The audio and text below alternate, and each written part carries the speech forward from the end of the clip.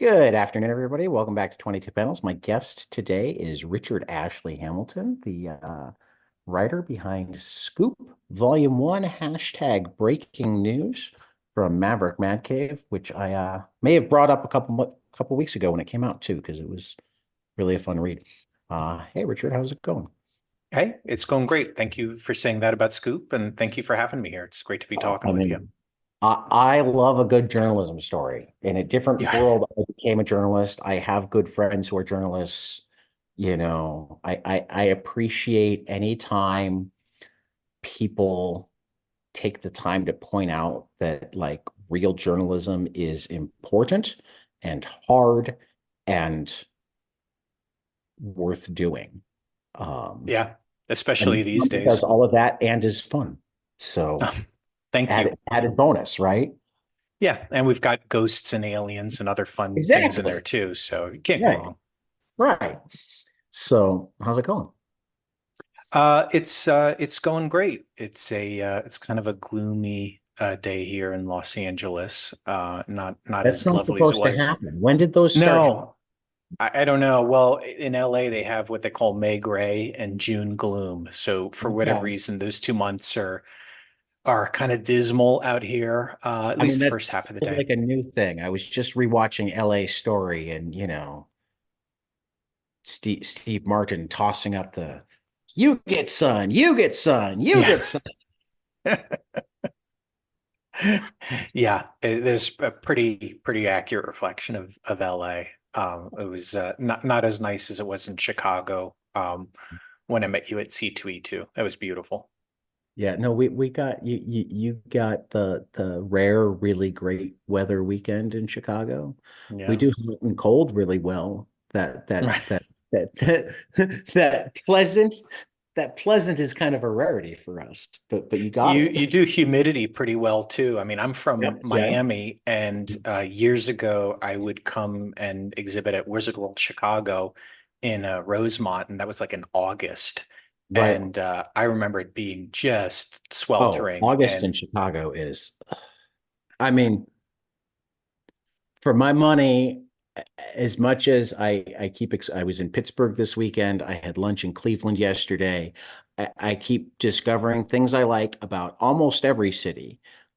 Chicago's still my favorite, and not just because it's my home, because I'm more of a suburban kid anyway. It's just the Mhm. closest that I get to, but it has some of everything, including Four Seasons, but sometimes extremes of those Four Yeah, Seasons. yeah. No, Chicago's great. I mean, I've only ever been there for conventions, but I've loved it more and more each time. So you're Yeah. lucky. Yeah, no, I always used to say, um, one of the things I appreciate about Chicago is that, like, sure, we're the second city, but we owned it, and we're the second city in everything, you know. Better theater in New York, sure, but we're second. Yeah. Better music in Seattle, sure, but we're second. Better museums in Washington, D.C., sure, but we're second. I Better think I'd sport. rather be in second. Oh, I like underdogs, and I feel like Well, even but like if you look also at we're second in everything. You get better museums in New York or Washington, but do you have a better music scene? I mean, New York is a weird city. I hate to admit that they probably meet us in a lot of things, but I hate the Yankees and I hate the Mets, so I won't give them the beating us in baseball. Well, fair enough. I will say the people are nicer in Chicago. I love New Um, York, but the people are way nicer. And I know from having done a few conventions there, the people in Chicago, I don't know if it's a Midwest thing or not, but they are way more open to trying new books, independent books. yeah, Um, I could see you that. know, I think the I people. I think sometimes I feel like the people in New York are kinder. They're not wow. nicer. Chicago's got the polite down, Yeah. but I think like if you trip and fall, and I haven't spent enough time in New York to guarantee this, so really I'm going to say in Brooklyn, because that's where I've spent the most time. If you trip and fall in Brooklyn, you're more likely to have a stranger help you stand up Oh, than wow. in a lot of the places I am in Chicago. A lot of the places I am in Chicago, you get the, oh, are you all right? As they keep walking by. Right. And if you sneeze, somebody will always say, bless you. Whereas here in LA, they just ignore you 24/7. Yeah. Yeah. So, um, but I found that like, and again, I've spent a limited amount of time in New York, and I'm not bashing Chicago at all because there's lots of kind people in Chicago as well. I'm just Mhm. aware enough of that whole Midwest nice that doesn't always mean kind. Sure. I grew up all through I've got family in rural areas of the Midwest and in Minneapolis and Duluth and Sioux Falls, Um, yeah, the nice doesn't always mean kind.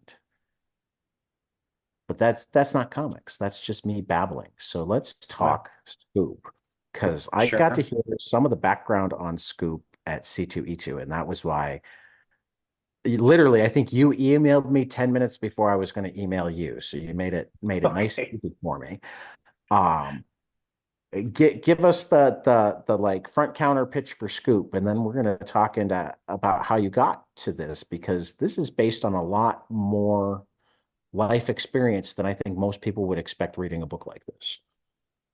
Yeah, it is. But the front counter pitch, by the way, I prefer that to elevator pitch. I'm going to use that from now on, front counter. But Well, because it's comics.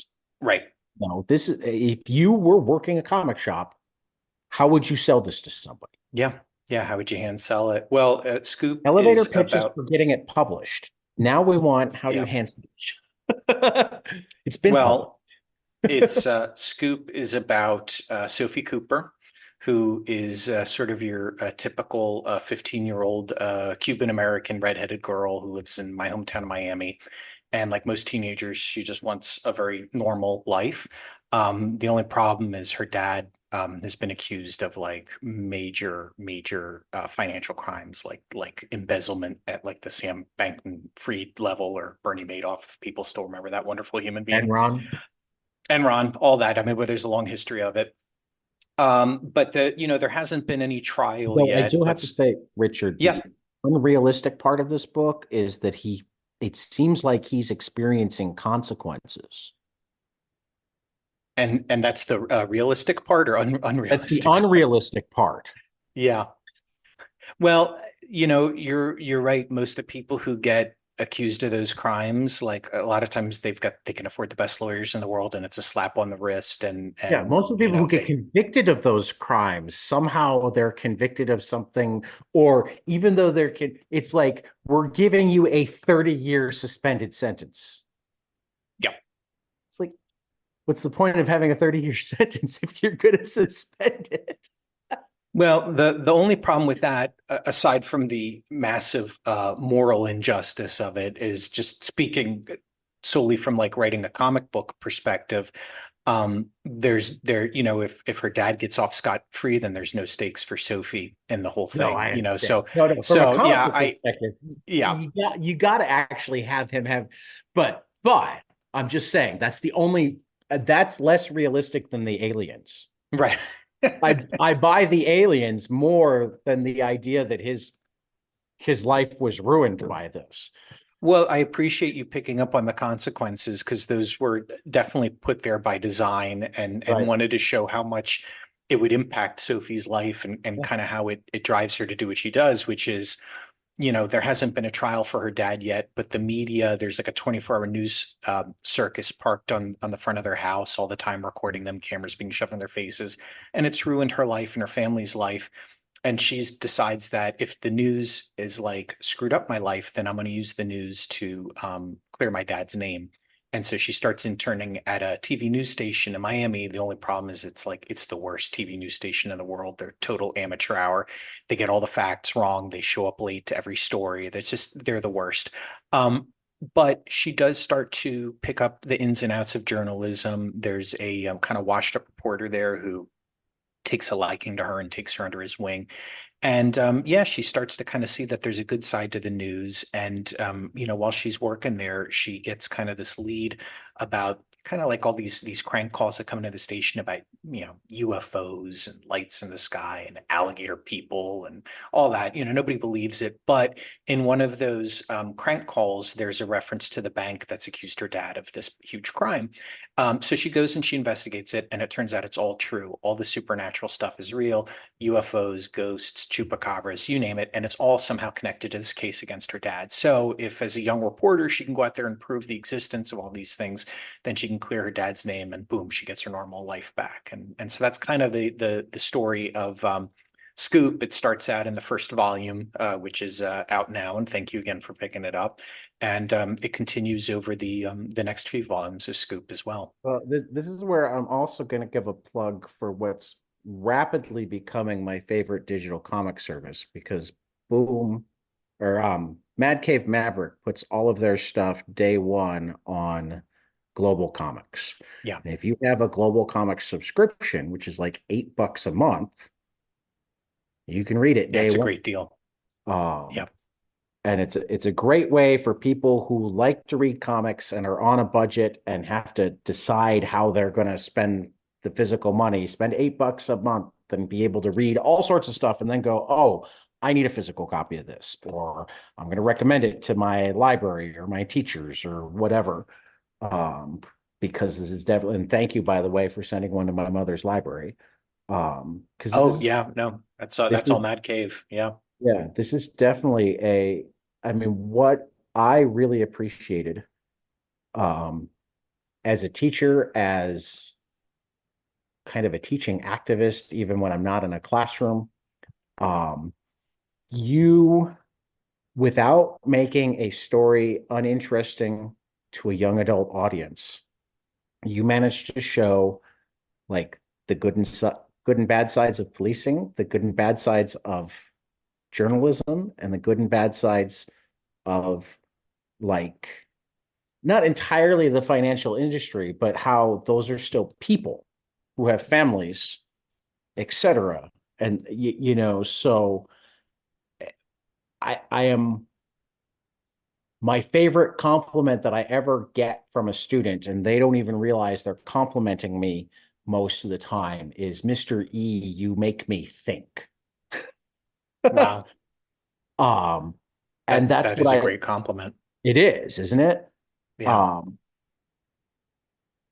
and that's what I really appreciated reading this is it's an entertaining story. It doesn't force you to engage on deeper levels, which I think is important when you're reaching out. I mean, again, as a teacher, I think it's really important to let everybody, but certainly young adults, um, find their own way to the deeper meanings and the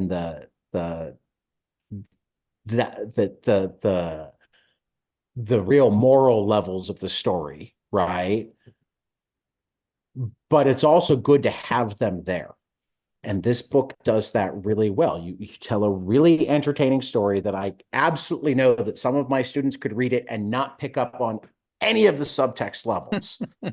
But from a teacher standpoint, it wouldn't take much for me to say, well, but what about? And have them looking back and going, oh. Um, Well, and as just a person, they might not pick up on it this read, but they'll pick up on it next read, or it'll stick in the back of their head or whatever. So that was impressive.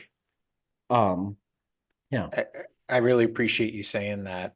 I mean, a couple of things, one is I know it's not very popular right now to sort of like hear out sort of two sides of a story, or sort of hear like competing versions of events and draw your own conclusions. I feel like our culture, especially online, is I really think I think it's actually more popular than we give it credit for. I think too many people I think the single biggest problem with media right now, and I hate bashing media, because media needs all the support it can get. But the single biggest problem with media right now is too often they mistake Twitter for the real world. It's Sure. really hard in 180 characters to express nuance. I think most people like to hear both sides. I think half the time when people get dug in on one side, it's because they think they've heard the other side, but because they've only heard it from a very biased source, they really don't understand the other side. It's those things that actually show them the other side that wind up making all the difference in the world, you know. Well, I hope you're right, Tad. I mean, I'd like to think that's the case. I wish our politicians and Well, journalists would get I, off Twitter. I do stick to the hope. I wish they'd get off Twitter, or at least treat it with more nuance, particularly the journalists. You know, I really wish on both sides we actually, all the more on the side that I support. I really wish that we would be a lot more careful at the way we report tweets. Yeah. Tweets Or aren't not news. report every single Actions one aren't that news. certain people Right. make. Yeah. No, look, I agree with you on that. The problem is not just with like Twitter and all those algorithms, but just with my experience in journalism, nuance is not rewarded, No. unfortunately. It's the Well, the and headlines that are really negative that get people's attention and get right. them to tune in or Oh yeah. subscribe or Yep. click the link, whatever it is. And Um, that was true even before the internet age. I mean, it's always, Absolutely. yeah, It's just been exacerbated by that. But to your point, yeah, and again, I really appreciate you saying that. For me, it felt important for Sophie to really embrace nuance because she's in the middle of this kind of like, that 24-hour news cycle that I was talking about that is not about nuance, is about extremes. So it felt important for her character. yeah. And yeah, if readers of any age are happen to pick up on some of those things when they're reading it, that's awesome. They're putting there, by design. Okay. But Right. first and foremost, definitely wanted it to be like a really just a fun read and an entertaining story. And I remember like, I've got two sons. One's 15, one's about to be 13. Oh And God. So you yeah, just I know. became stupid. Yeah. So they tell me. Yeah. my, my kids are grown up, so I'm smart again. Oh, that's good. But I I can't wait to remember get to that this side. year. Right. Yeah, I'm stupid until they need something, then I'm all right again. Um, yeah, but I know for them, and even for me when I was a kid, if I ever got the sense that I was like sort of being preached to in a story or that it was something that was Dig really in. overtly didactic, I would kind of tune out. But it was the Right. things that sort of didn't insult my intelligence and invited me in to think about it if I wanted. Those are the things that I really engaged with. So that was kind of part of the calculus in writing the story too. Right. But you have an interesting road to getting here because as I touched on, you have uh, more experience with this than than most people writing this comic story would. Though comics have a nice history of former journalists. Denny Yeah. O'Neil was a journalist. I know there are other people that just aren't popping into my head because I've had a long 24 hours. Um, Right. but kind of take me from what you mentioned at the panel was that you were an intern at CNN. Was Yeah. it which was the major incident that Oh happened on your yeah. So I was 19 years old and it just started interning at CNN Miami. It was my first day on the job and which also happened to be the day that Gianni Versace, the, famous fashion designer, was murdered in front of his home in South Beach. And so, I showed up to the bureau and I would say probably within 20 minutes of getting there, all the phones lit up and the producer that I was working for, everyone was answering all these phones. It was really chaotic. It was just like out of the movies. And then my producer Amy looked at me and said, like, we don't know what happened, but something big happened. You new kid, go ride in the news van, go learn something.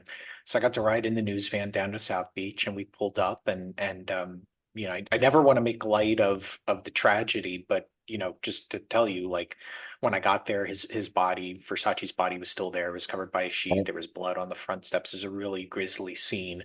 Um, and that whole summer between covering his murder and the manhunt for his killer, Andrew Cunanan or Cunanan, depending on your pronunciation, it was like that's how I spent my summer break that year, and it was really an amazing learning experience about like, journalism, what goes on behind the scenes, what goes on in front of the scenes, the different personalities, how people really love to be like on camera, how people make up things just to be on camera, and Right. just kind of all the personalities of the people who make the news and all the considerations that go into it. And again, sort of like what you're saying earlier, they're all real people, and they all have their foibles and their strengths and their good sides too. But it was just kind of like a really heady mix. And I think it hit me at the right time in my life where I was able to pick up on a lot of that stuff. And it's an experience that obviously stayed with me. I didn't go into journalism professionally. I was a film major, and this was as close as I could get to cameras in Miami at the time. But Right. it was definitely planted the seed for Scoop. Yeah, it clearly was formative on some level because it came back years later. Yeah. And you just mentioned that you were a film major, and we cut ourselves short because we weren't recording yet. We were talking about you're in LA. So kind of talk about your journey from Miami CNN intern to Hmm. Los Angeles and comics, and I assume some screenwriting. Yeah. I wish there was more screenwriting, but a little bit. Yeah. I, was born and raised in Miami and went to University of Miami for film school. And that's where I was. And I had that internship at CNN. And, before that, when I was in high school, I would make movies with my friends. There's a character in Scoop named Milo. He's kind of part of this love triangle with Sophie and another boy named Right. Usnavi. And Milo, Usnavi's the cool one. That's the guy I wish I was at like 15. But Milo is the guy who I really was, which is the dorky film geek who's always dropping like Hitchcock and De Palma references, stuff girls love. And so Totally. yeah, that's who I was. And went to film school at University of Miami and then graduated and went to the American Film Institute out here in LA for my master's for screenwriting. And I've been out here ever since, and I've been lucky enough to write on a couple of things. I worked at DreamWorks Animation for about 10 years, mostly on the How to Train Your Dragon franchise. So Okay. I wrote a lot of things for that. You work with Stefan Frank? No, well, maybe I did. The name's not ringing any bells. What did he Okay. do? I feel like he did something on How to Train Your Dragon too, and Well, has been comic. So he's been on the show. it's very possible. I'll look him up. That when I came on to How to Train Your Dragon, they had already been through like two other sets of directors, and like Okay. they kept restarting it. And it was I don't want to say a troubled production. They were just trying to find the right version of the story that's Yeah, I based on can't the remember. Cressida Cowell books. And so it's possible he was on an earlier production, or maybe we're on the same one. I mean, there's like hundreds of people that work Oh, on these across absolutely. different Absolutely. departments. He's a But cool guy. He did a yeah. fantastic book called Palomino, set at the Palomino Honky Tonk Club in, or at least that's a major part of the setting in like the early 80s LA. So it's like a music noir Oh, well, book. you got me at noir, so I will definitely Right. check that out. Yeah. Palomino. That sounds Palomino. great. I'll send you a link. And he's a great guy and Thank in you. in animation. So, you might want to, and for that It matter, just because the podcast like goes in circles, Howard Chaykin is the one that told me to check out Stephen Frank, who I then had on. Wow, He's a great guy, and yeah, we go in that's quite circles. the endorsement. Yeah, that's awesome. Yeah, yeah. I feel like I should now tell you to check out Howard Chaykin. He does some pretty good There you stuff. go. You might like him. Everybody go Uh, check out Howard Chaykin. Yeah, Stefan's first animation credit. I mean, this gives you an idea for how long he's been doing it. Was actually 50 Goes West. oh wow. Yeah, So he's got to have some great stories. he Yeah. did. I mean, we It, talked it mostly comics, but we got into some of the stuff, and you can find him at stefanfrank.com. So go check that out. I'm I'll hitting check his it out. IMDb page. It's Franck. Okay. Uh, oh yeah, he worked on Iron Giant too. Yeah. He's got some great stories then. Yeah, It's weird. no, it Animation was is a one of very the times where small. I got to go into school the next day, and like lots of my students wound up thinking I was cool. Even though when I went into the interview, I knew about his comics, but not the other stuff. I found out about the other stuff like during the Um, It's funny. There's a lot of overlap in people who are in it animation is. who do comics, and usually they just want to talk about the comics, not the animation, just because you're doing animation day in and day Yeah, he was out, a you know? story artist on How to Train Your Dragon. Okay. Yeah, so he must have been on the first one. I Yeah. really started working on the franchise with the second movie, and he Okay. wasn't part of the story team then. But you can't argue Yeah. with the results. The first movie's amazing. Yeah. And for that matter, I also, again, the small world thing, I met like an indie comic guy at C2E2, and I can't remember his name right now, and I don't feel like flipping through business cards, um, who does animation out of Austin, Hmm. who worked with Stefan, I think, on the scene that they did. He did, I think, a scene in the, yeah, he did a scene in Into the Spider-Verse. Oh, cool. Really cool. So, like, I'm at a bar. The Santos sisters threw a party at Mars Brewery. The Santos sisters creative team, the Yeah. indie comic, which if you don't know, go read Santos sisters. It's amazing. We do the audio presentations. Um, and I bumped into this guy that we wound up talking. Comics is such a small world. I love it. Sorry, I didn't Yeah. mean to interrupt you. That's No, I I do feel the that too same way. much when I am not sleep deprived, but I'm a little sleep deprived. It's no problem. I mean, I don't know. I feel like comics is just always a great when you find somebody else that's into it. It's kind of like all you want to talk about, and it really brings people together. Well, and that's where I wanted to take this next because, and I hope that like this doesn't offend you. I don't feel like it will be. Hmm.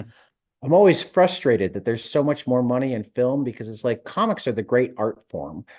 Film, cool, but comics are the great art form. So it frustrates me that people who do comics so well are like wanting to spend more time in film, except that I remember that you're all human and film pays the bills better. It it does, although less and less so now. Yeah. Even after the strikes, Yeah. actually because of the strikes, the those dynamics are changing Yeah. rapidly. But if I had my druthers, I would do comics 24/7. It's just very That's what I love to difficult hear. to make a career out of it, That is especially also living in very LA. true. Yeah, it's my wife works in the entertainment industry. She works at Adult Swim. Okay. I still do enough work out here, and we kind of have roots. Our kids have friends and go to school and everything, but it's very expensive to live in LA. Yeah. I don't, maybe there'll be some world where we move somewhere that's a little more affordable and I could just do comics full time because I Right. agree with you. I think it is absolutely the best art form, period. I think the Certainly the collaboration. best storytelling art form. I mean, Yeah, for okay. me, if there's no story, it's not as cool. So I agree with the period, but I married an art teacher, art historian type, so she likes Oh, things like sure. sculpture and oil painting and printmaking. And I'm like, well, I mean, there's no story, but yes, it's very pretty. Well, I'm biased, right? Right. But I don't know. I can kind of draw like a straight line from like cave paintings to comics now, and I think Absolutely. it's a great In way fact, of you wouldn't be the expression. first one. No, of course. Didn't Scott McCloud do that? Yeah. And he wasn't the first one either. No. No, for sure. But I mean, it's kind of cool. I don't know, maybe just flattering ourselves, but it's kind of cool to feel like you're on that same continuum. And, Well, when and go ahead. no, just when I was in film school, the big word that they always drilled into us was collaboration and the importance of it. And I really took it to heart. And that's just my favorite thing about working in comics. I mean, I've written, books, novels too, and I enjoy that, but I much preferred working with comics. It's just, just a more convivial enterprise. And if you're doing it right, I write something that inspires the artist, and then they give me this art that inspires me to go back and try to make the writing better, and you get that nice virtuous cycle. And then, Right. if you've got good editors going, I mean, the thing just keeps improving upon itself, and it's like Absolutely. the sum is greater than all of its That, parts. yeah.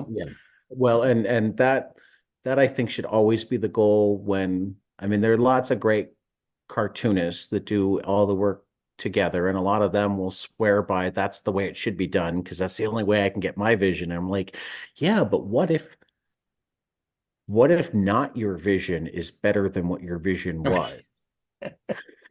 Well, look, I mean, Not to God bash bless your anyone. work, but No, like no, I'm right when there you with can you. be, I mean, I sometimes even think about Neil Gaiman's preface to um Good Omens, at least the version that I read first, which I think was like the 10th anniversary version. He Hmm. talked about it was the early days of the internet, so they were able to send stuff back and forth to each other that way, but it'd take like 10 minutes for the file download. So they're sending it back and forth, and when they knew the scene was done was when they loved it and nobody could remember who wrote what. Yeah. When they both loved it and couldn't remember which part was who, then they'd wrapped it. And Yeah. I'm like, that sounds like just an amazing experience. And I think that that's what doesn't happen every time in comics because obviously there are time constraints and whatnot, but it's definitely something that comics as a medium lend themselves to. Um, Particularly because comics as a medium, there are the only limits are your Yep. imagination. You know, I mean, I have people tell me, "Oh, how do you do music?" I'm like, "Go look at Dave Chisholm's Enter the Blue. Go look at Stephen Frank's Palomino. Go look at any number of books. Look at uh, Alex Schrader, can't remember right now, who's actually an opera singer, adapted. P. Craig Russell did the layouts, and Aniki did the finishes on a graphic Hmm. adaptation of Carmen, the opera. Wow. Um, and if you know that opera at all, you'll listen to it or you'll read it and hear it. And I'm pretty certain that even if you don't know that opera, you'll read it and hear music. Wow. There is a lyric, and for that matter, it was Hassan Otzman El How on letters, and he really knocked it out. Um, we've done smells in comics forever. Go read Right. old Mad magazines. You know, you Yeah. can tell. The comics evoke so much. There's always a way if the writer and the artist are or the cartoonist is just devoted enough. Um, yeah, Well, I think I that's the other thing that comics does that other sort of storytelling media don't, especially, these days where there are a lot of cooks in the kitchens on TV shows and films, and there's sort of like larger corporate concerns in a right. lot of those, not all, but I would say most. Yeah. Comics still feels like the one place where you can have more of a point of view or more of an authorial voice, even as a Well, team. I mean, as hard as it is to make a living, as we were just talking about, the entry level has never been lower. You want to tell comic stories, all you need is a piece of paper, a pencil, and a phone, and you can tell Instagram comics. Hell, all you need is a finger, a drawing app, and a Yep. phone, and you can tell Instagram comic. I mean, I know people who read as many comics as I do, and like all of them are on Instagram. Yeah. I know. It's a Dennis great Kitchen time and to I be were a comics talking fan. about that because that's where his daughter does most of her work. She puts them up on Instagram. Every once in a while she'll collect something, but Yeah. um, the bar for becoming part of the club has never been lower. Still really hard to make money, but Yeah. I mean that's been true for artists forever, which is a shame. But Well, I think that's the thing. You don't do art for the money. You do it for the love no, of but the I art, like my artists ideally. to eat and have roofs over their head. They do more art when they do. Yeah, it'd be nice. Sure. I agree. I even figured that out in high school when everybody was getting upset. I remember a friend of mine, like 311, had completely sold out because they're on the radio now. And I'm like, dude, they're not working at Walmart anymore. Be happy for them. It means more 311 is coming. Yeah. Right. I Yeah. don't care. It's not any good anymore. Come on, man. You love them, so you want them to live in their parents' basement and work at Walmart when they're not on tour. That sounds great to me. Yeah, well, but that's the other kind of interesting thing about art, right? Like the fans have a, sort of like a sense of ownership of it at a certain point or a certain closeness to it. And I think that's just kind of part of the bargain between Yes. artist and art and consumer, or better term for that. It's still funny to me. Yeah. I mean, I don't begrudge you your opinions and whatnot, but I'm still sitting there going, don't you want more? I remember the Well, first, and no, this is go just my brain. The first time I heard a badly drawn boy song in a Target commercial, I went, woohoo, Damon's getting paid. ahead. You know? Yeah. Yeah, but there's going to be somebody else shouting the opposite, Yeah. and God, he's I th sold out. What's he doing in a Target commercial? I think when you do like create your own comics, maybe you you hear a little bit less of that, or I don't know, I guess, maybe if you reach a certain level of success, you start to hear that. But I've worked on enough sort of like, corporate owned IP to Right. definitely hear like, people sort of have their opinions about the way characters or worlds should or should not work, and if you ever violate whatever their opinion is, they'll let you know, Right. for better or for worse. And sometimes it's valid, and sometimes it's like, just like with comics fans, like they complain about change, but that's kind of what comics are all about, or what used to be all Well, about. and like the other thing is like I'm still, I mean, the example I'll use is outside of comics, everybody hated The Last Jedi except the critics, Hmm. which is also true of The Empire Strikes Back. Hmm. Return of Jedi was lauded as a return to form for the Star Wars franchise. Everybody but the critics couldn't stand The Empire Strikes Back. Flash forward 30 years, and everybody says it's the Whatever. best Star Wars movie. So Yeah. I'm really curious and the point that I'm overall making is that like very rarely do you have that Dark Knight Returns moment where doing something completely outside the box is also accepted in the moment. Yeah. You know, Generally, our favorite stories weren't necessarily, I mean, particularly when you're talking franchises, you know, the ones that are our favorites, the next generation on, the ones that last, were often like, oh my God, what did you do with Captain America? You know, and I'm sitting there, I mean, I bring that one up because uh I thought Spencer's run was brilliant, and I thought the Ta-Nehisi Coates run that it set up is among the best runs on Captain America ever. Hmm. Everybody freaked out when Cap went Hail Hydra.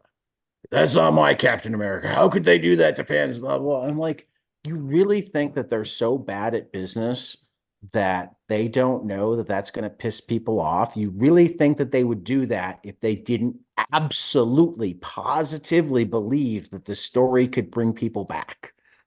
Yeah. Disney is not known for risk taking. No, but certainly not. You know what I mean?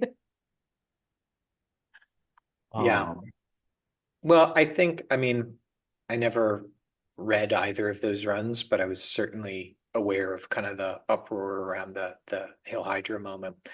And I guess for me, I haven't it- finished the Spencer run, so I won't guarantee that but the parts I read, I'm like, he's doing interesting things with this. But the sure. Ta-Nehisi Coates run is my favorite Captain America. Well, I will have to check that out. 'Cause Cap's one of my favorites. I mean, I'm always going to compare it to like what Mark Wade did and Ed Baker did, which, maybe is fair or They've not, done but great stuff, and yeah. how to put it. Like my favorite Captain America plot line is probably Brubaker's run. Hmm, But my favorite Captain America, like examination of the character, was Coates' run. cool. You know, he I mean, because where Spencer left him is okay, he's not Hydra, but like half the country still thinks he is, and that half of the country is actually being mostly controlled by the same people who had made him out to be Hydra to begin with. So, I mean, Hmm. there's a lot of current socio-political commentary Sure. going on. Um, but it forces Steve to really think about what it means to him to be an American, what it means to be a patriot, and he has that appropriate level of empathy while still, yeah. This is not the Captain America podcast because I'm nowhere near the Captain America expert, but it popped into my head. This Well, is I what we do on appreciate it. 22 panels. We go I'm all going to over. leave this conversation with quite the reading list. So I thank you for the You know, recommendations. I that was one of our early poll quotes. I forget who it was that his quote for us was every time I'm on, I have to go buy 50 books. That's a good thing. It is. It is. I mean, I mean, the first thing I figured out about this podcast was our tagline. We explore, examine, and elevate the medium of comics. Yeah.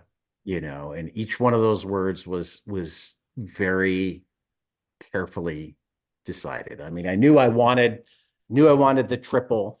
So, once I had elevate, it's like, okay, I need more E words. Right. It wouldn't be comics without alliteration.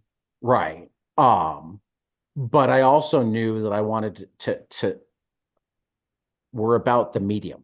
We're not a superhero podcast. We're certainly not a superhero movie podcast. Yeah. We're not just but that doesn't mean we won't talk superheroes.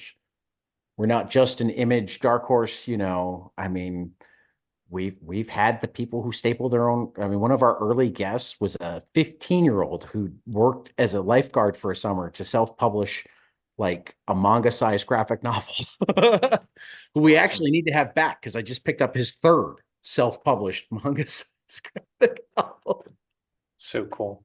But Yeah, I appreciate, the attention you've been giving to Mad Cave and Maverick on the yeah. I show and mean, you guys also are like just on doing YA. ridiculous stuff right now. Yeah. Yeah.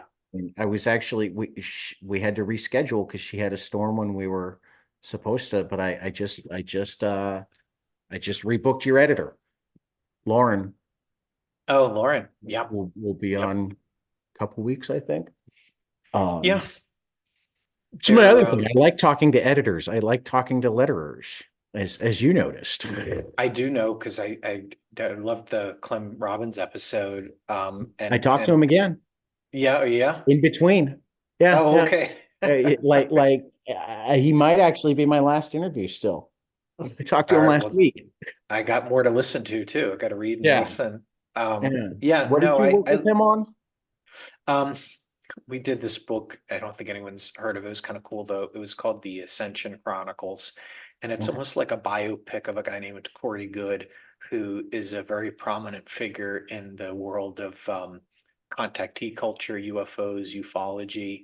Okay. He's a guy who, has gone on the record and claims to have firsthand accounts with extraterrestrials from his childhood to the present, and there being sort of a larger, kind of government or many governments involved in kind of a sort of shadow organizations to cover it up and Well, and So, use that so, so technology. when did this come out? This came out, it would have probably been 2002, early Okay, so we're going 2002. to say James Tynion stole from you with the whole Blue Book thing. Sure, I'll go with that. Yeah. No, it was, I think, probably right around the same time. You're talking about like Department of Truth and No, I'm and talking so Blue Book that he's oh, doing Blue right Book. now with Yeah. Michael Avon Omen, who I talked to Yeah. last week. So we've talked Blue Book recently. Well, it's strange because I think Ascension Chronicles is probably the best-selling book I've ever written, and that's just Okay. because Corey has this really large and passionate fan base, and they all Fan picked base. it up. And it was a cool, it was a very interesting challenge. It was unlike anything else I'd ever written. But yeah, Clem did the lettering on it, and so I got to meet him after being a fan of his for a long time, and that Yeah, was he's really such a cool. sweet man. I call him Yeah, the sweetest man in comics. yeah, he's a good dude. We're already talking about doing another episode to really talk about like the transition between hand lettering and digital lettering because Yeah. we're kind of all over the place again on this conversation. That's how you Um, roll. I like it. and he's like, I really want to do one where we focus on something like pitch something. He's like, well, Yeah. has anybody really talked about? I'm like, not that I know of. Let's do it. So hopefully sometime this summer we will we will wind up having a in-depth conversation about because that was something he brought up. He can't even remember the page. He figured out that it was going to go. I mean, you listened to it, but Yep. to remind the listeners who haven't recently listened to the like 3.5 hour conversation I had with Clem Robbins last year, where we went all over the You guys place. went deep. Yeah. Yeah. Comics, fathers. What else did we talk about? You got into some religion and I mean he's Yeah, got some amazing anecdotes and I mean he's he worked with does. everyone. But so he figured out during the 100 bullets run that digital was where it was going. So Hmm. there's one page, and he can't even remember which one it is now, in the counterfeit detective arc that he did digitally. Hmm. And part of the reason that he did it as just one is he wanted to see if anybody like jumped out and went, that's the digital one. I mean, one of the things he talked about to me then that just blew my mind is like he designed like a 260 character alphabet because he didn't want to lose those random differences. So he wanted to have Yeah. 6 A's and 9 E's. And I think that's so cool. yeah, Yeah. yeah. Well, and that's one of the things, I mean, I don't think I've ever seen another comic podcast that's talked to letterers. I don't want to guarantee that they're not out there, but we've talked to Hassan, we've talked to Clayton Coles, we've talked to Clem twice now, and we Yeah. talked to Darren Bennett, and they're among the most fun people to talk to because they have I mean, just between those four, they all have such different philosophies on how they do their job and what they add and how they want to hide. But they're also the first people that get to see the final product. Yep. The more comics I do, the more I mean I know it's like you know, kind of commonplace and a little patronizing to say like lettering is like a underappreciated art form, but it really is an underappreciated art form. And they're usually also the guys who save the day when a book is behind schedule and they have to make up the difference. And just for Yep. me, like being a writer, I feel like the relationship with the letter is crucial. It's just as important as with your artist and your Yeah. colorist if they happen to be different people. You should, if you know, I recommend talking to Dave Lamphere, who does Scoop. He's Yeah, an he's amazing he's artist on who's my been, he's on my list. yeah, At he's a this great guy. point, I like know all of my I pay it. I mean, I think I was probably 15 or 16 when I realized, ooh, I really need to pay attention to who's writing my comics. Um, because I'm a word guy, I started paying attention to who was editing my comics next. So I'm Yeah, weird that way. I started noticing the editors pretty soon after the writers. Um, I was probably doing this show so like a couple of years ago before I really started paying attention to anybody but my favorite artists. hmm, I knew a long time ago if Sienkiewicz was doing an interior, I was in. It didn't matter who was writing. I knew a yeah. long time ago if Mike Avon Oming was doing interiors, I was in. Didn't matter who was writing. Um, I don't know if I can think of anybody else before the podcast. that I was that all in on their visual storytelling. I guess I got in there with Elsa Chartier right before the podcast, Hmm. but since she was one of the early guests, she's one of the ones that I think of as part of that transition. And I have such an odd list of people because, I really, well, such an odd list compared to your average comic shop crowd. Not necessarily, I've got the list that like all the other comic creators are like, yep, yep, that one, that one. Yep. Ramon K. Perez can tell a story, I'm blown away at Alex Cormack and Peter Krause's chameleon-like ability. Not Yeah. only can they tell a story, but until you get to know them, you can't tell that they're the ones telling the story. They alter their style to fit the story in a way that until you get to know their real like minute quirks, I could give you 5 Alex Cormack comics and you wouldn't know it was the same artist. I could give you Peter Krause has been doing it longer, so I could give you 10 Peter Krause comics and you wouldn't know it was the same artist. Yep. And then you start to notice the inkers and the color, you know. Yeah. Um, I never, well, I think I've gone back and forth on using the name. So this is how we'll tell it. We'll tell it where I get to blame somebody else. I have a younger comics friend that can't stand John Romita Jr.'s art. Yeah. And part of it is Romita was at the early edge of that. So people have fine-tuned some of the stuff that he was doing first.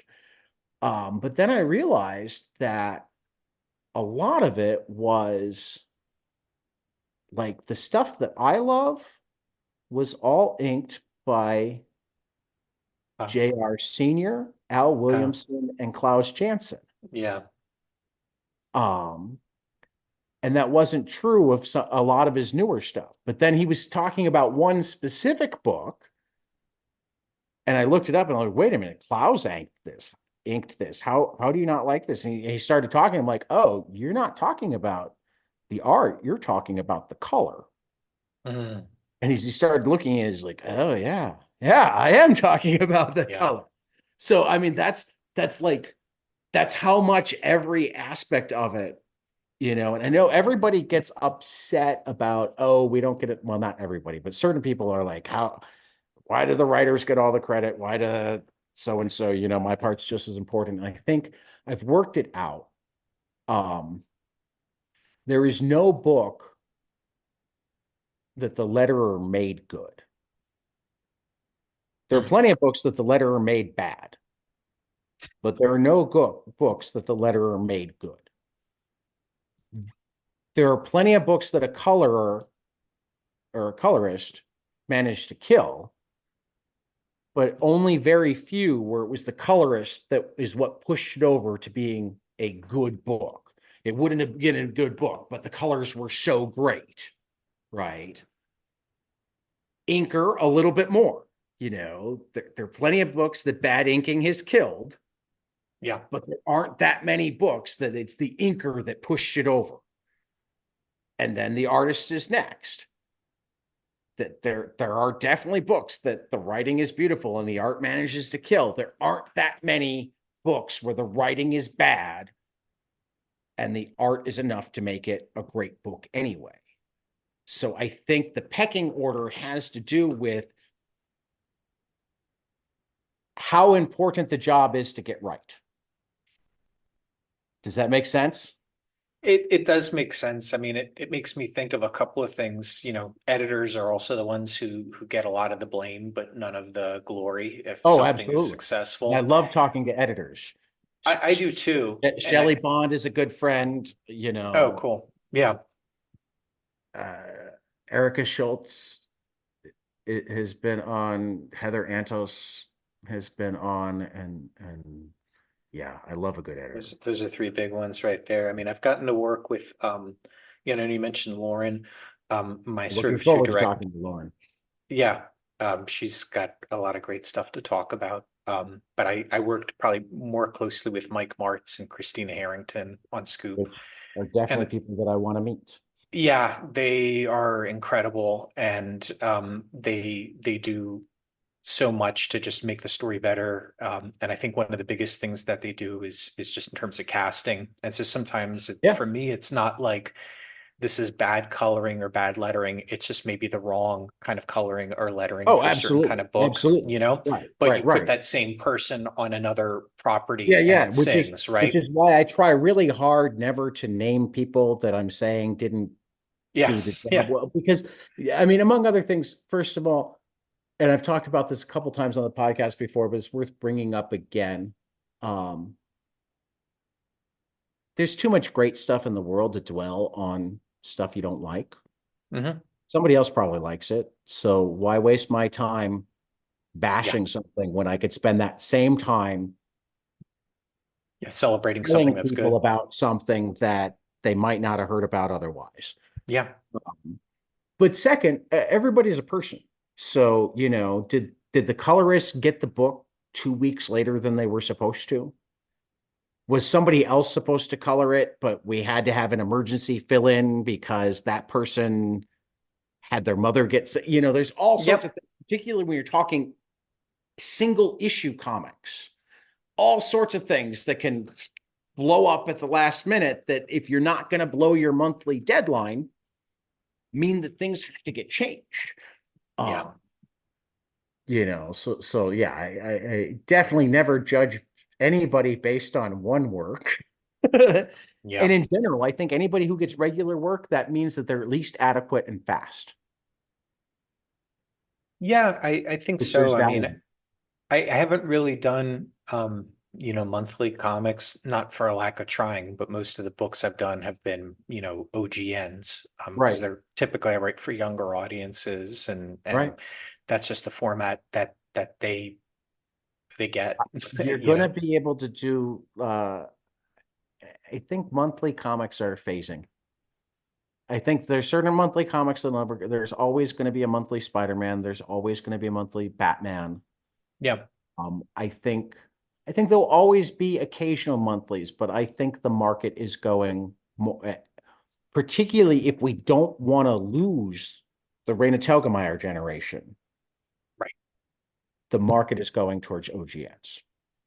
Well, it's like with any medium, you want to meet your audience where they are, right? And maybe in time they can discover Right. individual issues But and stuff. I honestly think that it's meant that overall the quality of monthlies has gone up Yes. because more and more it's only worth making a monthly if it's not only a high quality monthly, but something that's best told monthly, something that there's a reason to tell it monthly, um, rather than just this is how comics come out.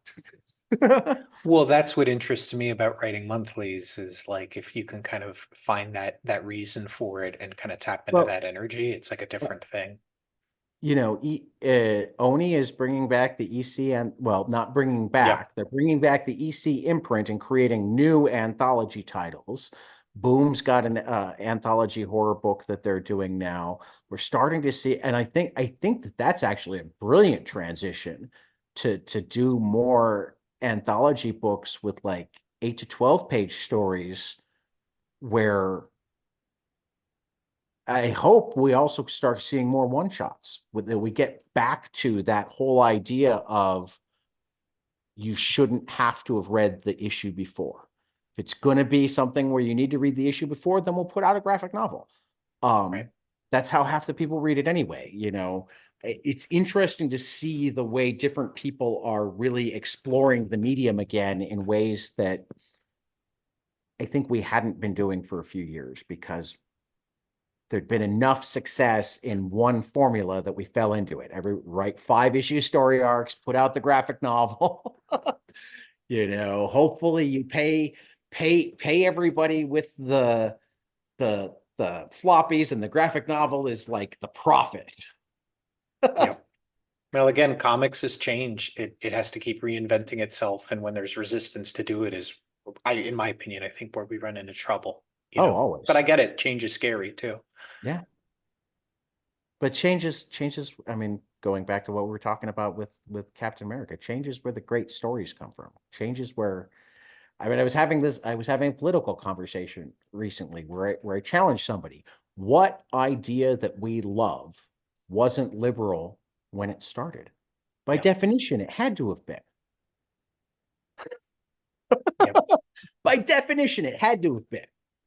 No, and it's funny because a lot of the things that, today's, what you'd consider liberals are championing are things that, conservatives championed not long ago. Like Yeah, the policies, flip from time to time. they So do. yeah.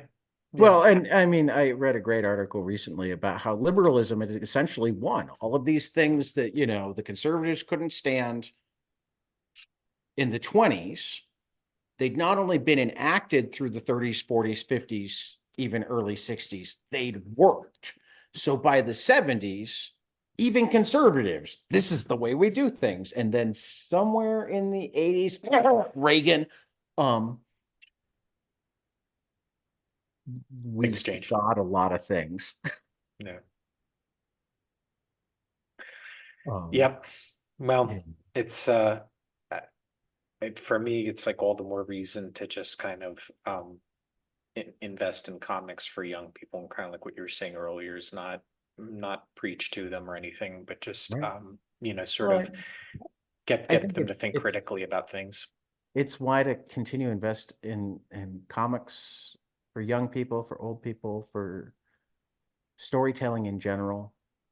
Um, I think the more different ways information goes out there, um, the more the more different people can connect to it, the more different people can ask real questions about it rather than just going, "Oh, I heard this." It's like, well, okay, you heard that, but what makes you want to decide that you're going to examine that rather than just use that as your bullet point for why you're going to be mean? Or because I mean, too often that's how it becomes. And again, that's a problem. I certainly think I see it more on one side than the other, but it's a problem that you'll see on both sides is like, okay, I have my talking points and these are my excuses why you're no longer human to me. Yeah, And it's like, yeah, that's a problem for me. definitely. Well, Yeah. I think it's something we try to get into in the future volumes of Scoop. People have to let us know if we did it right or not, but it Well, is I look about forward to like, the future volumes of Scoop. yeah, yeah, good. I'm glad. When is the do we have a rough timetable for the next volume? Yeah, volume two comes out in September, September 10th. 10th, I think, is the Wow. street date. And yeah, so the thing with Scoop is that the first two volumes were originally published by another publisher a couple years ago. Okay. And it's sort of they're not really around anymore, but we did some good work, and Mark Irwin, who's now a VP at Mad Cave, was my editor at this other publisher. So he always remembered Scoop and liked it. And so we set it up at Maverick through Mad Cave. So Right. they're re-releasing the first volume, which is what you have. Volume two comes out in September, and we're also doing a third volume and a fourth volume. Okay. Third volume is almost totally illustrated now. Volume four, we're Yeah. just getting started on. And so, yeah, volume two is in September. We have a new artist, Pablo Andres, who's incredible. Yeah. And he's going to continue with our colorist, Simon Robbins, and our letterer, Dave Lamphere. I'm still around. Can't get rid of me. What? You're And still then around? I Didn't you know, pass it off to despite their somebody best else? efforts, no, I know they tried, but I just held on too tightly. And yeah, they're the stuff they're doing on volume three is particularly incredible because now they're all like kind of working together from page one, From panel one, and right. it's really, really cool. I don't want to jinx it. I'm proud of the story. I'm really proud of the work that they're doing. It's really elevating the story. So that'll Very come out probably about 6 months, roughly after volume two, and then another six so months like after volume March or three, April, and then something like that, by and the then end another of 6 months for volume four. Yeah, very cool. Very and then we'll cool. see how it does, But it's a good Yeah, no, good you story. you touched on something that I've been seeing at Mad Cave, and I'll certainly be bringing up with Lauren when I talk to her, and I'm impressed enough with Mad Cave that Tyler and I have been burned a couple of times where we've gotten really excited about a publisher only to let Hmm.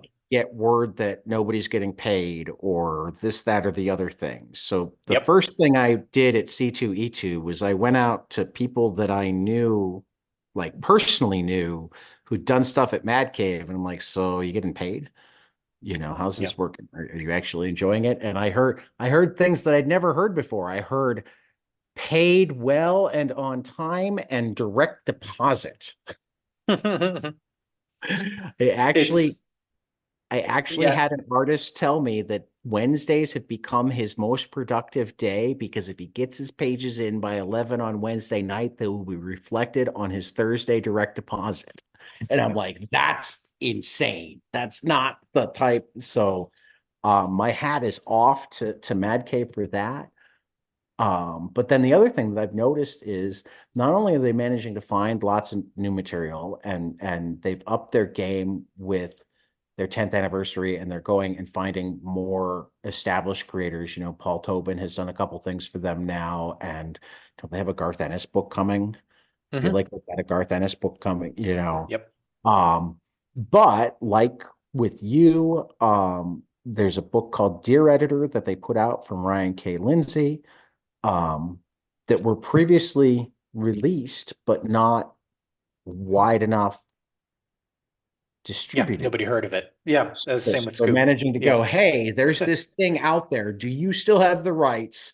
Can we give it? And I really appreciate that multi-pronged. We want to get good comics out there. We want to get creators paid. What's it been like working with them?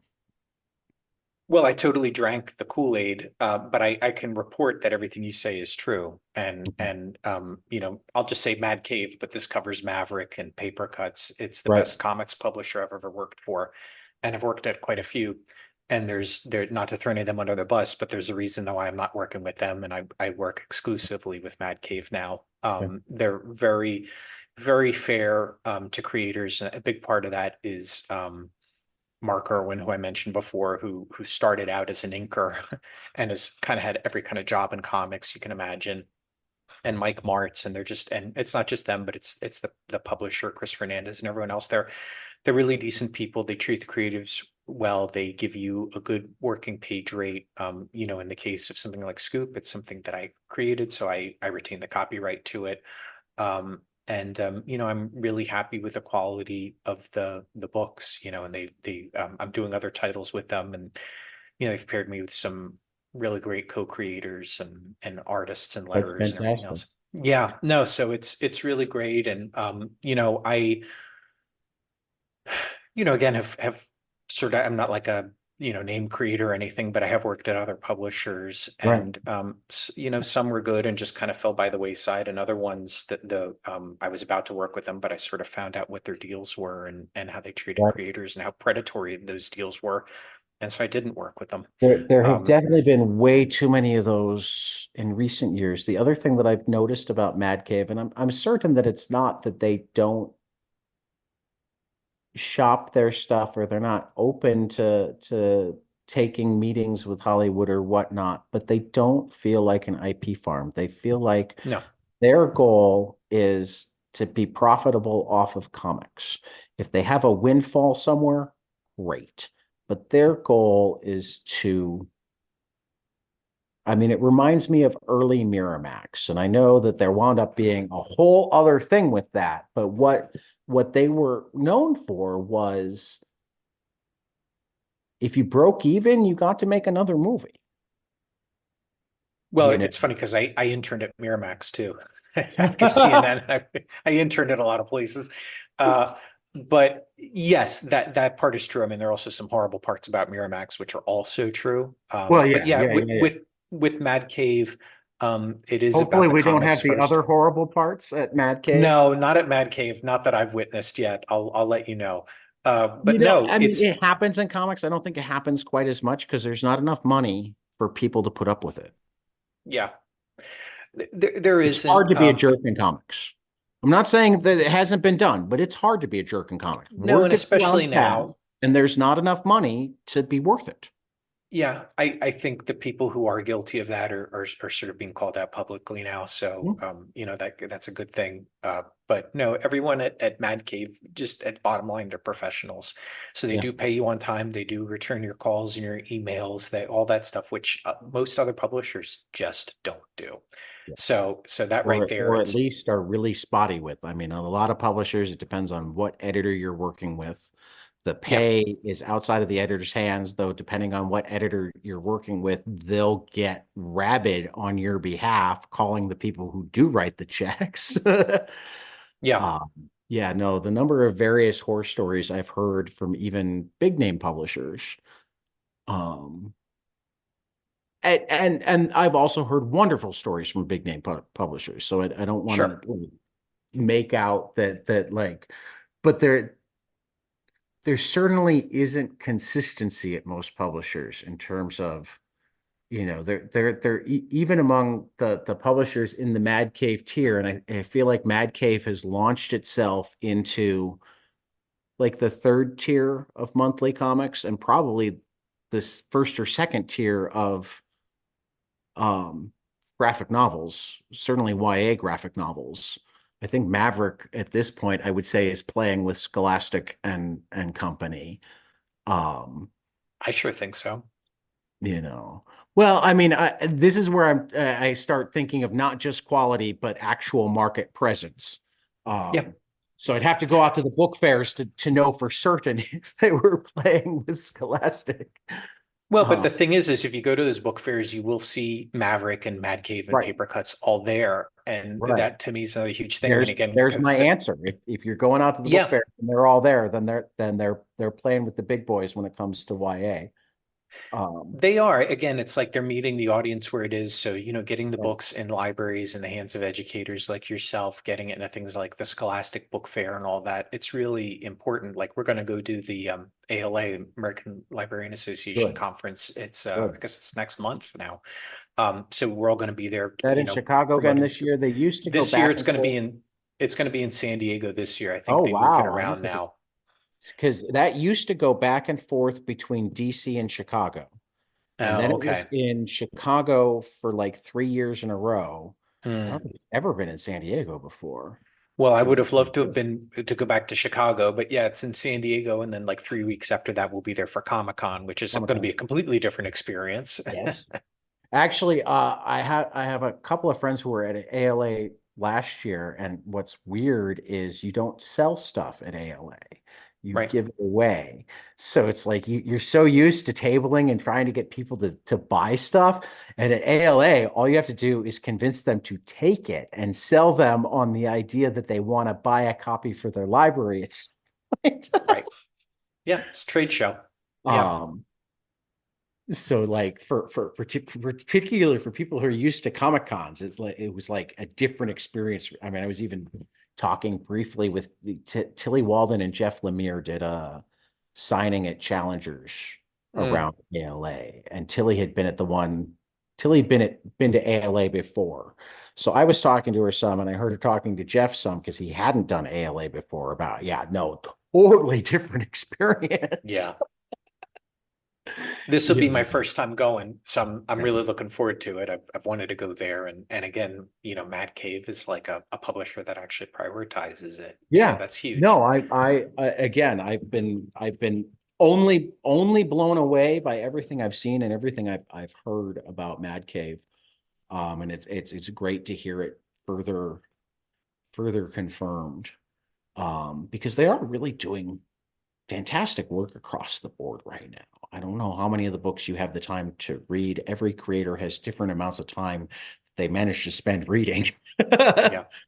I find that the writers read the most, but you also have teenagers, and that can change the whole ball game. Yeah, I don't read as much as I used to, but all the Mad Cave stuff I've checked out is I'd say uniformly really strong. Yeah, Even if like a certain kind of genre maybe isn't my thing, like I can admire the craft that goes right, behind it, and they're very well right, made books. And yeah, it's not an IP farm. I've worked at some of those. right. I think the ethos is to just make good comics. And if you do that, then I think necessarily in time it'll get discovered and maybe turn Well, into and that's, this, that, or the I other mean, thing. whether it's comics or really any industry, one of the things that always blows me away is the number of times money comes in and they're convinced that they know the better way to do it. And they don't realize that like all of the IPs that became successful were made to be good comics. Hellboy wasn't made because Mignola was thinking about the movie that would come out of it. Yep. Uh, Ghost World certainly wasn't made because Dan Clowes was thinking about the movie that would come out of it. Spider-Man wasn't made because they were God, no. you know It's what I mean? unthinkable. Yeah. So the whole idea that you would come in and try to create IP, you're already going at it wrong. Yep. Yeah. Well, I mean, kind of one of the other like day jobs I've had is working in franchise, right? And that Right. started at DreamWorks. And I always had a problem with that. I wasn't able to articulate at the time. But basically, when you're talking about franchises and IP, you're sort of putting the cart before the horse. And, really the reason all those stories that you mentioned have resonated with people is like there's like an emotional story to it. There's a Right. human element to it. There's something compelling that makes us want to keep coming back Right. month after month. You can't reverse engineer that, or I've never seen it done successfully. You have to start there and feed that. And if you do that and give it enough time and enough leeway, then you start to get the things that make what people consider a franchise. Yeah, I mean, I think you could probably reverse engineer the seed, but I think then whether or not you get the rain, whether or not your soil is good, whether or not, Mm, you know, I mean, because you can go, okay, what does Sherlock Holmes, Batman, Spider-Man have in common? There is a really strong central character that we're going to use. But there are tons of really strong central characters that never turned into a franchise. yeah, Stiltman. I know David Harper would love it if Stiltman was a franchise, but he's not. there's a deep lore there. Yeah, for sure. You know, Tom King tried really hard to make Kite Man into something. Yeah. Um, so yeah, I mean, but that's what I always go back to. Start with strong characters, then tell good stories, then worry about bigger continuity. You'd be amazed what an uphill battle that is at some companies, Not at all, because I mean, as in any business, altogether too often the people funding it couldn't do it. Yeah. So they have different ideas, and sometimes the people funding it are smart enough to know what they know and know what they don't know. And sometimes the people funding it think that because they have the money, they clearly are the smartest in the room. Right. Yeah. Met a couple of those. And it's like, yeah, okay. And unfortunately, we're set up in the United States in such a way that you'll never manage to lose enough money to convince yourself otherwise. But Yeah. I feel sorry for the people who have to work with you. Since we're now up over an hour, I wanna take us to my two questions that I try to ask everybody at least the first time I talk to them. Sure. Give me kind of your comics biography. And when I say that, I don't mean, I mean, we already went a little over how you went from journalism to Hollywood to writing comics. And you can pepper in more of that. But what I really mean is, you know, what was the comic that got you hooked? Where did you go from there? I mean, my first comic was Marvel Superhero Secret Wars #1, and I bought it because it had all the heroes, and that made it Hmm. even better than Marvel Team Up or World's Finest that only had two. Um, and then I drifted away, but then I discovered Frank Miller's Daredevil, and then I discovered Transmetropolitan and Preacher and Sandman in short order. Yeah. So kind of talk to me about your evolution of as a comics, as an appreciator of the medium, um, and how that contributed to becoming part of the medium. Yeah, well, like I mentioned, I grew up in Miami. My grandfather came over from Cuba in 1960 with my mom and my uncle, my grandmother, and he loved cigars. And so when I was a kid growing up, he'd go to 7-Eleven to get cigars, and they would have spinner racks. And that's where I just discovered comics. And, my parents would also go to 7-Eleven and I'd get them there. And this was also at the time where like Super Friends is on TV and, the Okay. Superman movie had been out and stuff. So superheroes were kind of in the ether, but Sounds like the we're comics about the just grabbed same me.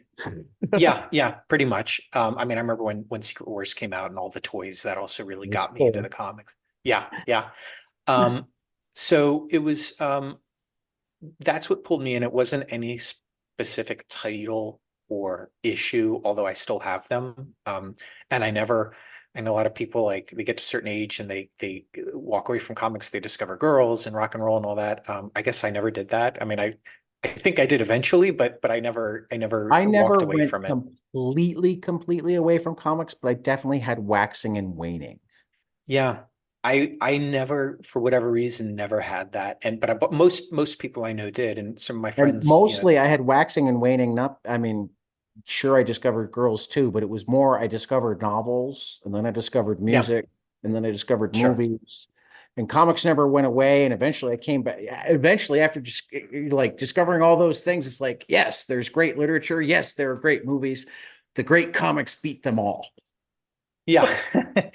Yeah, it's not like a zero sum thing, but Right. it's and look, there's definitely some years where the comics are better than others in the Gestalt, right? Like Yeah, but though I think we've generally like curved towards I think every 5 years or so, the bar for an average comic goes up yeah, significantly. yeah, I think so. I think the best Um of the best comics, like I'll put the best in the best of the 40s and 50s, or even the teens. We just did an episode on Crazy Cat. I'll put the best of the best from any era up against any other era. I think what changes is how much best of the best exists in an era and how good the worst comics are. yeah, And the right. worst comics That's true. now are way better than the worst comics in the 80s. Absolutely. Yeah. I think half of Marvel's comics in the 80s could not get published today. Yeah, They probably wouldn't not. I make it mean, through editorial. And not because, oh, you can't say that, because it's just not that good. yeah, no, the taste change, and I think like the audience expectations of like what makes a Mhm. story, and just also how smart audiences are now with Right. story. It's like a lot of those old comics feel like really plodding and redundant when you read them now, but back then they were amazing imagination fodder, or at least Right. to me. So no, that's how I grew up with them, and my parents, always kind of supported the habit, and eventually I found a local comic shop in Miami and loved it. Went there for a few years. It was called Coral Comics. And then the 90s implosion happened. And I would go from, one comic store after another would close up. And I'd go from one to the other. And they would just a couple months later go away, go Right. away, go away. So there's still like some big holes in my collection from Which that era that I'm, I know most of our comic shop listeners are the smarter comic shop owner listeners that like of course. that don't fall for the booms because I know them personally. But if I have any comic shop listeners that comic shop owner listeners that I don't know personally, this is where I remind you, don't get sucked in by the booms. Yeah. Yeah. It was pretty heartbreaking. I mean, I didn't realize what was going on at the time because I was, probably still like a young teenager or whatever. But But we have gone through it recently because there was a pandemic boom that yeah, a lot of stores were very aware that it was a pandemic boom and like went out of their way to meet it without like actually taking any risk whatsoever. They would rather lose sales because they didn't order enough than be caught holding the bag. And there yeah. were other ones that went in head first, and some of those aren't around anymore. Um, Well, and it's a shame because there are some publishers out there that are kind of feeding that oh, that problem absolutely. too. But yeah, And it's a difficult thing because it's good for the publishers. It can be good for the cover artists. oh You yeah, know, I mean, so many publishers will pay you as much for a cover as they'll pay you for like 3 interior pages. Yeah. And the cover I know people who can do 5 covers in a day, and almost nobody who can do more than a page and a half of interiors in a day. Yeah. Yeah. It's a completely different discipline. Yeah. So yeah, there's so many dynamics, but as a store, be careful. That's all I'm saying. Yeah. We need as many comic shops as we can get, so yeah, want them all to do well. Yeah. Um, yeah, no, and then from there I went to film school and stuff, but when I graduated, I really just wanted to do comics, and at the time it didn't occur to me, and they really weren't offering like college curriculum on comics. So I often Yeah, say that like that's film really school was, the last couple of decades or so yeah, yeah, when it's blown up. I mean, now which they're is all the great. colleges. Yeah, I love it. I love it. Yeah, I love no, that it's right, not just rightfully a so. college curriculum in making comics, but more and more disciplines are using comics as part of their curriculums, period. Yeah. You know, yeah. No, and you can also see like, we were talking earlier about, kids and graphic novels and everything. Like, I've gone to like my son's career days at their schools. Their classrooms all have graphic novels in them. The teachers have embraced them as great gateways into reading of any kind. And so like there's just this whole generation now that's grown up surrounded by this stuff and Now, if we treated could like the only literature get it the is. teachers to treat like children's chapter books as great gateways into comics rather than the other way around, then Absolutely. Yeah, no, I know. It's you still kind of want to take like the ghetto stink off of comics a little bit, but it's certainly night and day from when I was growing up, where Oh, you it were kind of is. like I mean, and a dunce if librarians you in liked comics. particular have gone all in, you Yeah, know. yeah, which is it's all great. So yes, but in my day we didn't have college courses in comics, or if they existed, I didn't know about them. So I basically It's film school was a disturbing that we're so very old that we sometimes slip in the in my day. I've just learned to embrace it because I it's do just going to keep sometimes. happening more and more. I mean, I have grandkids, so I feel like I have to embrace it now, but I Wow. don't feel Yeah. that old. No. Well, that's what all that matters, right? Right. Yeah. But that means it means I feel really weird when I say that because I'm like, I feel like today is my day. Why am I talking about my day as if it was in Right. the past? And we have to coin a new phrase, I guess. Yeah. But yeah, so I don't know. I just complained about wanting to make comics, and my wife was always like, if you want to make them so bad, make them, so I Do it. started self-publishing, and that's kind of how I broke in a little bit in the you know early to mid aughts, and then my wife got pregnant with our first son, and it was time to get a real job, and that's when I started working at DreamWorks, but kind of never gave up the dream of doing Right. comics. And strangely, through DreamWorks, was able to get back into comics. I wrote some How to Train Your Dragon ones. I wrote some Troll Hunters ones. Those were all put out through Dark Horse, and then started getting companies to publish my original stuff like Scoop, instead of having to self-publish it, and they do it way better than I ever did. So I So feel how like it's about a the reading habits though? what's that? How about the reading habits? If you started on the spinner racks, I'm assuming you started Marvel DC. Were you um Yeah, a little bit of Charlton, but yeah, definitely mostly Marvel and were, DC. were, And when I were was you more of a Marvel guy, more of a DC guy, or were you one of those that grabbed everything? kind of grabbed everything, probably when I was younger, maybe like up until 8 or so, I was probably more DC. Okay. And then, as I got a little older and closer to my teens, definitely more Marvel, definitely X-Men, that kind of stuff. And then, Image, obviously I was like just the right age. I was probably about 13 when Image started, 13 or 14. And so that grabbed a hold of me. But the things I think I loved even more were like Valiant, and then the very short-lived Malibu Ultraverse, Okay. which I am still obsessed with. Okay. And for very inexplicable reasons. Um, Wasn't it James Robinson over there? James Robinson, Steve Englehart, Yeah. Steve Gerber, Yeah, there was some James serious Hudnall, talent there. amazing talent. And that was, whereas like Image was kind of an artist first company, the Ultraverse And was Phil writer Kirkman. driven. Until Yeah. Kirkman, that's exactly how Image was. And then Yeah. they went, oh, wait a minute. You mean that if we have good stories with our art, more people will buy them? What a I concept. mean, Lee started to figure that out with Wildstorm pretty quickly, Yeah. and Alan Moore and Joe Casey and whatnot. But yeah, the rest of the line, like, yeah, that was always my problem with Image. I'm like, yes, it's beautiful. Yeah. It's unreadable, but it's beautiful. I guess when I was that kid reading the comics, I wasn't focused as much on the story. I mean, there was just so much energy to the art that was definitely enough to get me through it, and I I liked sort think of the for me, novelty. I've been an aspiring writer since I was like 4, Mm, and I don't see pictures in my head, which is one of the things I like about comics because when people tell you, okay, visualize this in the story when you're reading novels, like, yeah, no, I can't do that.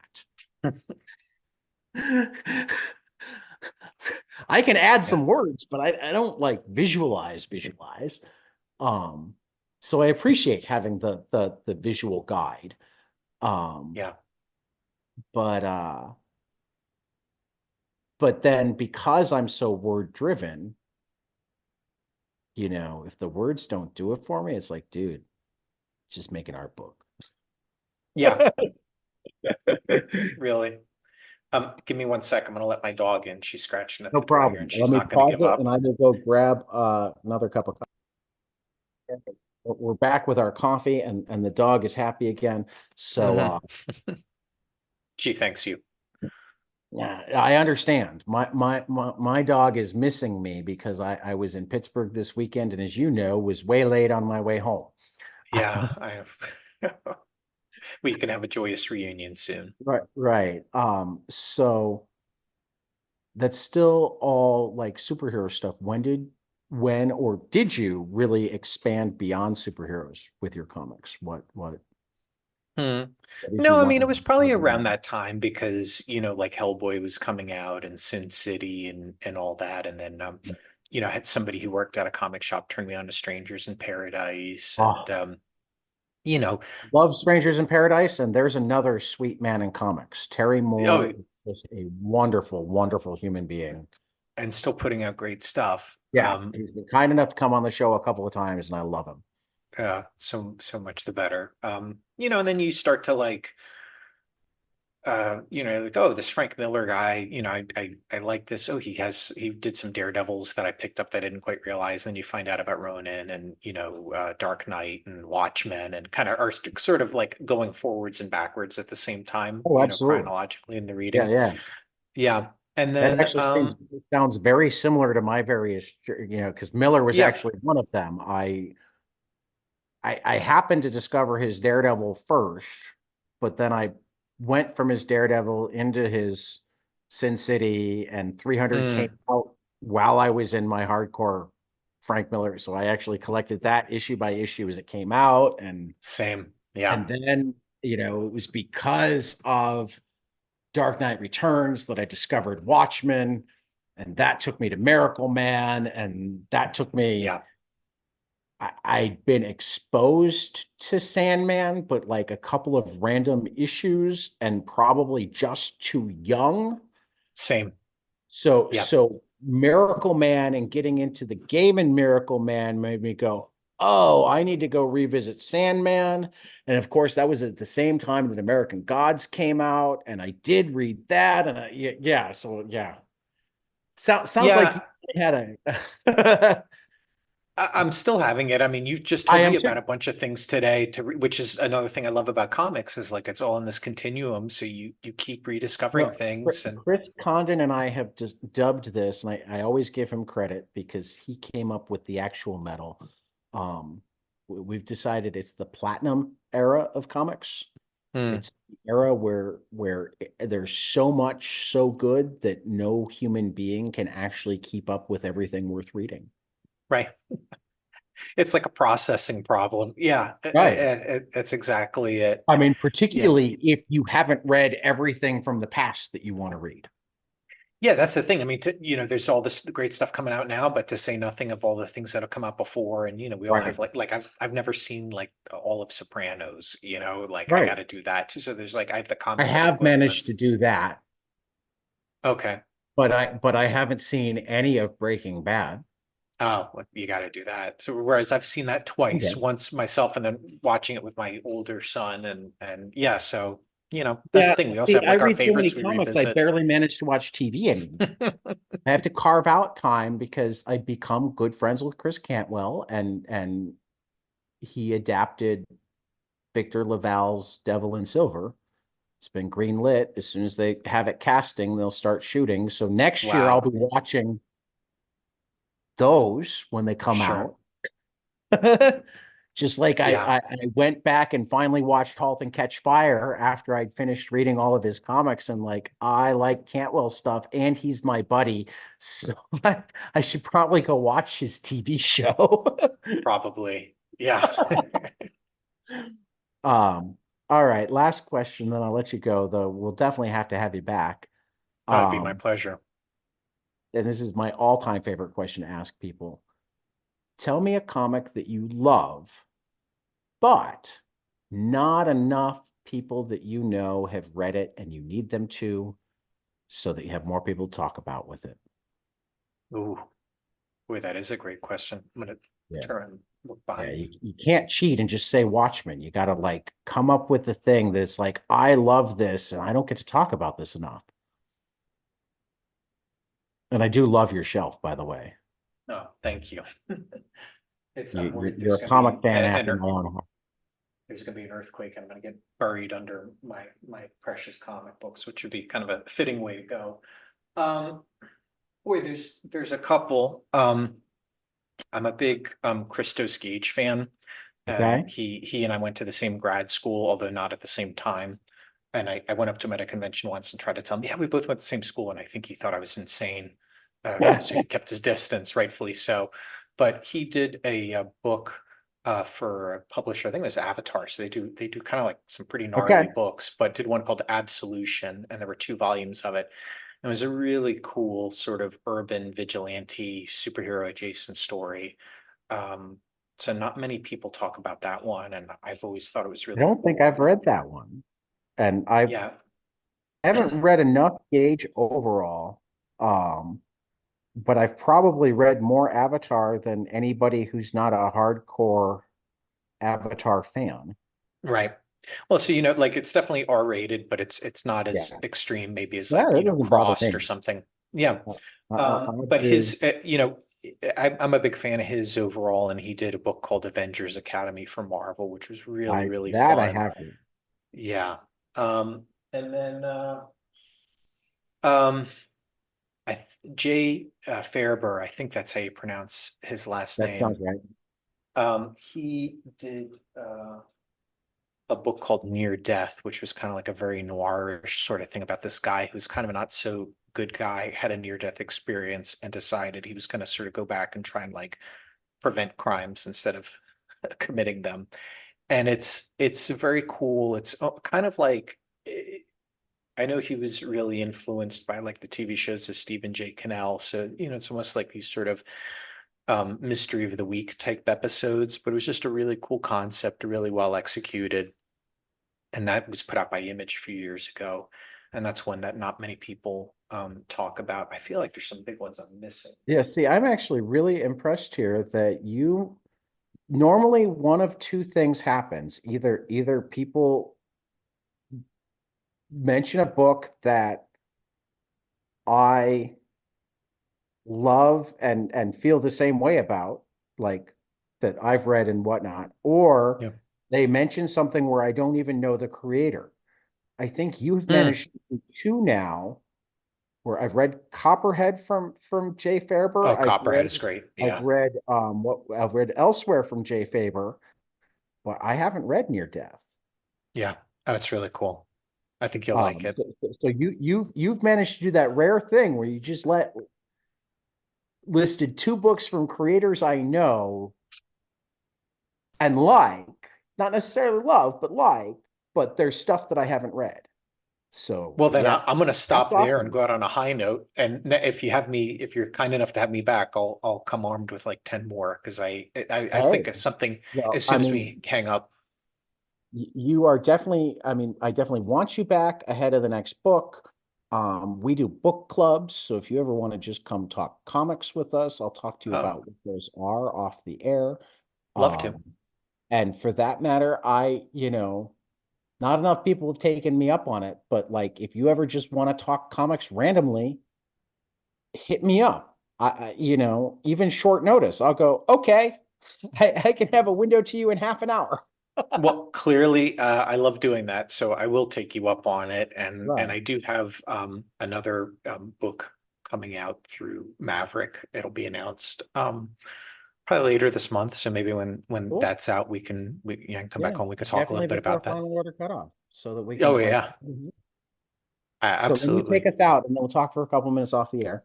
And You got it. yeah. So for 22 panels, this has been Richard Ashley Hamilton. Scoop Volume 1 is in stores now. Please go pick it up. Richard, do you have any socials that you want to plug or would you prefer that people not even use them anymore? Either Uh, one. I, well, both, I guess. I have a Twitter account. I'm seldom on it, only just to kind of pimp my comics. But I don't like post like, pictures of my kids or whatever. But that's at Regards Richard, and you can look me up on Facebook and Instagram. Just use my full super dorky Richard Ashley Hamilton name. I use that because one, it makes my mom happy, and two, it disambiguates me from all the other Richard Hamilton authors that are out there. And it turns out there's a lot of them. So Yeah. yeah, you can find me. I'm pretty easy to find. I love talking comics. Just keep it civil and everything. We'll get along great. Well, cool. All right. Thanks for having me. For for Richard Ashley Hamilton, this has been 22 panels, and we will see you after the next page. Hey guys, this is Tyler from 22 Panels. I'm here to tell you all about our Patreon. If you enjoy this show, please consider donating to our Patreon to keep this show going. We have many different tiers, all different levels to help you decide what's right for you. Okay, so get on out there to patreon.com/22 Panels Podcast.